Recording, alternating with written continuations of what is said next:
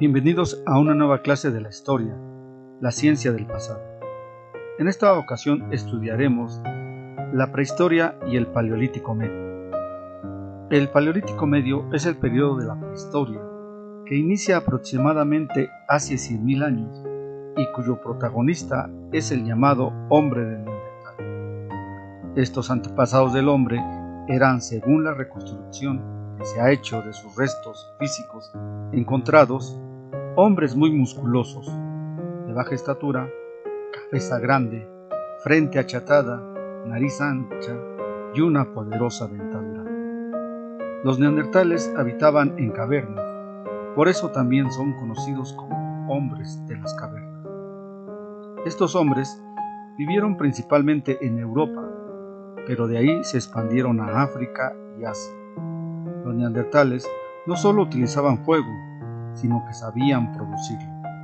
Quizá frotando dos piedras con tal fuerza que saltaba una chispa que encendía hojas secas, o quizá frotando un trozo de madera con un palo hasta que se iniciara la combustión. La alimentación de estos hombres se componía de granos y frutos silvestres, pero principalmente de carne. Eran expertos cazadores, pero no cazaban solos. Se dieron cuenta que para obtener una mejor y mayor caza, lo mejor era cazar acompañados, es decir, en grupo.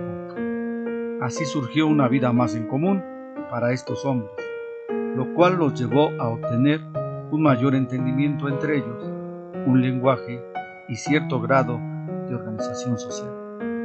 Los neandertales cazaban en grupo, llevaban a las presas a los pantanos y precipicios y ahí les daban muerte.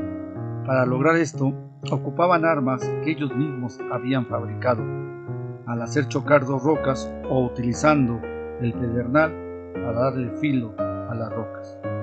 Los neandertales también enterraban a sus muertos, porque tal vez suponían que la muerte era una especie de sueño y que el muerto despertaría, por eso lo enterraban con sus armas y alimentos.